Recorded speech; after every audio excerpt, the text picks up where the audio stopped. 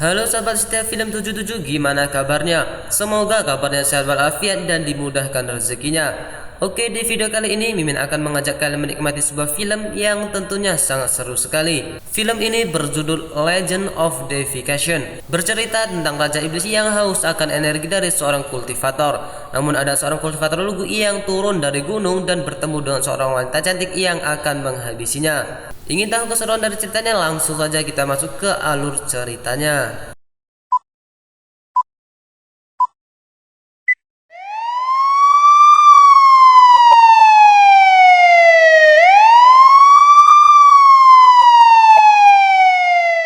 Opening film kita diperlihatkan dengan sebuah ritual yang dipersembahkan untuk batu permata dengan penyerapan energi dari seorang kultivator. Batu itu terdapat Raja Iblis yang disegel. Kemudian ketua iblis datang dengan kemarahan karena batu permata itu tak terisi penuh. Kemudian ia memberikan kesepakatan sekali lagi kepada sepasang kasih untuk menangkap seorang kultivator agar batu tersebut penuh. Di tempat lain terlihat seorang kultivator yang bernama Li Jing sedang menyiapkan perangkap. Di sana terlihat wanita yang sedang mengamatinya. Li Jing melawan naga tersebut dengan kekuatannya dan kemudian menyegelnya.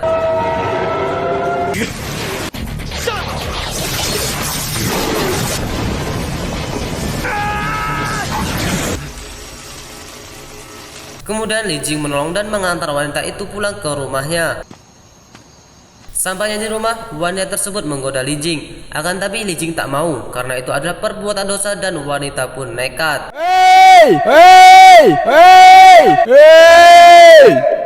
Wanita itu terus saja menggodanya. Kemudian Li Jing pun mengingat pesan gurunya bahwa godaan terberat adalah seorang wanita. Karena imannya masih kuat, ia pun menolaknya. Ia pun tak sengaja membuka mayat dari kakak seperguruannya. Kemudian ia tahu bahwa wanita tersebut adalah seorang siluman dan ia langsung menyegelnya. Kekasihnya datang dengan kemarahan dan terjadilah pertarungan. Merasa akan kalah, si wanita langsung memanggil kawannya. Kemudian Li Jing mengeluarkan jurusnya dan menyegelnya. Di pagi hari, Li Jing pergi ke kota Dahuang. Di sana terlihat semua penduduk memakai jubah merah dan memegang dupa. Li Jing pun dikasihnya. Kemudian ia teriak dan mengatakan bahwa dia telah membunuh si naga iblis itu.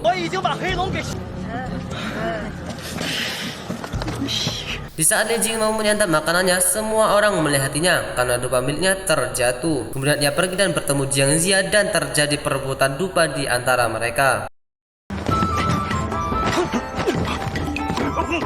500 tahun lalu, Kaisar Kuning meminjam kekuatan dari suku naga untuk mengurung Raja Iblis yang bernama Cihou. Sedangkan bawahannya bersembunyi di hutan dan mengambil energi dari kultivator untuk membangkitkan dirinya. Li Jing bangga karena dialah kultivator satu-satunya. Jika mau menyelamatkan dunia, maka harus ada barang-barang ini. Dan dia menunjukkan satu barang yang jika dioleskan di mata, maka bisa melihat iblis. Merasa dirinya seorang penyelamat dunia, Li Jing pun turun dan mencari siapa yang membuat kekacauan ini. Di sana terlihat semuanya yang sedang melakukan persembahan yang dipimpin oleh ketua iblis bernama Zhang Wu. Kemudian Li Jing maju dan memarahinya. Dia juga kesal kepada mereka dan menjelaskannya bahwa dia adalah seorang kultivator dan memiliki kotak 7 permata yang bisa mendeteksi roh kejahatan. Dan ia langsung dituduh sekongkol dengan pengkhianat. Mereka diselamatkan oleh seorang perempuan bernama Feng Xi, seorang pahlawan wanita dengan dendam berdarah. Di sana terjadi percakapan yang menjelaskan bahwa 10 tahun lalu ada puluhan ribu monster yang dikalahkan oleh Zhang Wu. Setelah itu dia disebut sebagai penyelamat dunia. Siapa yang tak menyembahnya akan dibunuhnya. Hal itu dia lakukan demi menghidupkan kembali iblis yang bernama Xiao. Kemudian mereka pergi dengan gerbang teleportasi dan terjadilah keromantisan. Jiang Zia menjelaskan kepada mereka bahwa Raja Iblis itu bisa dikalahkan dengan busur Xuan Yuan dan anak panah penguncang alam. Kedua senjata tersebut bisa mereka dapatkan di Laut Tiongkok Timur. Kemudian Jiang Zia mengeluarkan sebuah kapal yang akan membawanya ke sana. Li Jing mendatangi Feng Xi yang sedang termenung. Feng Xi mengatakan bahwa dirinya bersumpah akan membunuh Zhang Wu dengan tangannya sendiri. Dan Li Jing berniat ingin membantunya membalaskan dendamnya. Datanglah seekor naga yang mereka cari bernama Aoying. Mereka kemudian menyerangnya yang mengakibatkan Feng Xi mau terjatuh dan kapal menjadi tak stabil.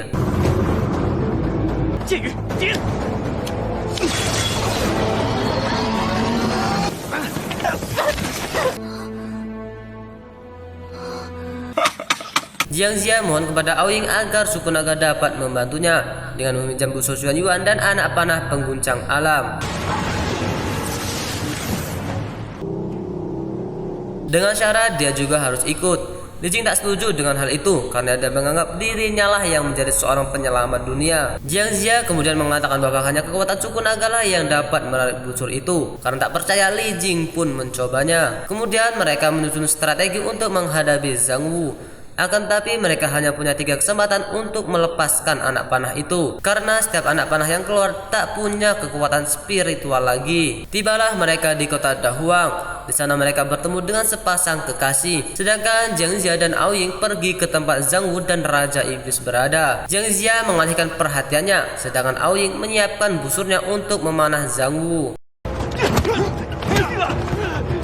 Karena ketahuan, akhirnya Aoying tak bisa memanah tepat sasaran dan malah balik diserang, yang mengakibatkan busurnya terjatuh dan diambil oleh Zhang Wu.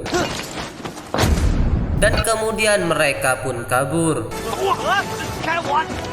Kemudian terfokus kepada Zhang Wu dan sepasang kasih yang kena marah. Demi melindungi Ning, Zheng pun rela membunuh pil monster yang efeknya bisa menghilangkan nyawanya.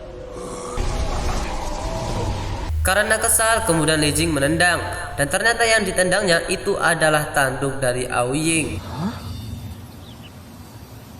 Li Jing marah kepada Aoying karena dia tidak bisa menggunakan busur itu dan membuat mereka hampir celaka. Namun Feng Xi malah memarahinya karena dia terlalu egois dan langsung menamparnya.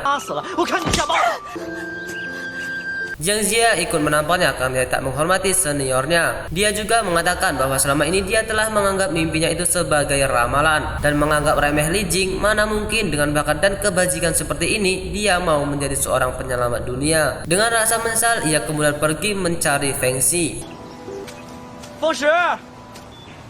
Ternyata Feng Xi telah ditangkap dan dijadikan sandera. Zhang Wu mengajak Li Jing untuk membuka botol tersebut. Jika tidak, Feng Xi tak akan selamat. Feng Xi menjelaskan jika dia membuka botolnya, maka kekuatan spiritualnya akan hilang. Li Jing tak memperdulikannya dan langsung membuka botolnya.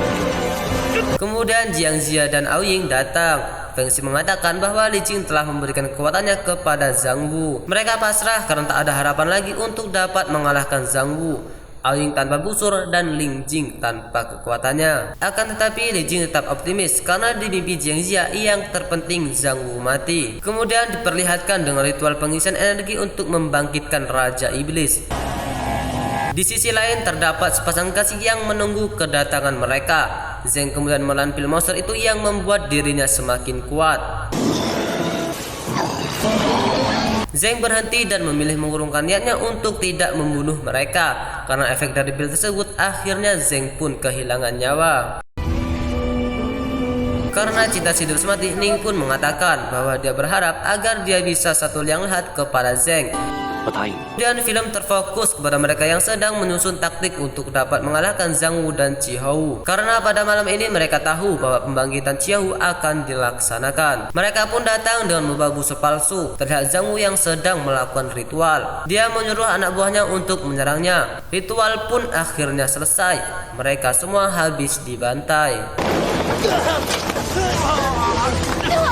Sedangkan Li Jing mencari busur Yuan Yuan untuk mengecoh penjaga. Dia pun melemparkan sebuah patung yang bisa membuat penjaga berhalusinasi. Li Jing berhasil menemukannya dan langsung memegangnya, yang membuat dirinya dibawa ke menara kotak permata miliknya. Terdapat bayangan menyerupai dirinya yang memberikan sebuah pertanyaan kepada Li Jing. Setiap kali Li Jing menjawabnya, semuanya akan berubah. Di saat jawaban yang terakhir, semuanya bergetar. Dan kemudian muncullah roh para iblis yang selama ini dikurung di kotak permata itu. Kemudian Li Jing dikasih kepercayaan untuk menggunakan kekuatannya itu. Muncullah Li Jing dengan jubah kebesarannya dengan membawa sebuah pedang dan kotak permata. Dan terjadilah pertarungan.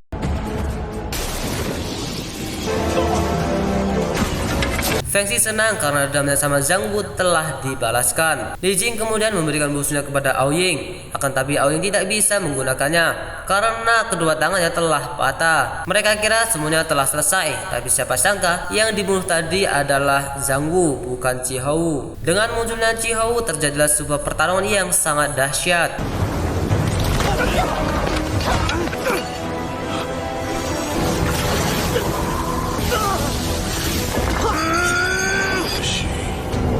Aoying kemudian membantunya dengan masuk ke dalam tubuh Li Jing. Akan tapi jika mereka bersatu, salah satu di antaranya akan musnah. Dengan begitu, Li Jing bisa menggunakan busur Yuan Yuan. Dan film pun berakhir. Terima kasih semuanya yang telah menonton video ini. Dukung terus channel ini agar bisa berkembang. Saya Mimin Setia Film 77. Dadah.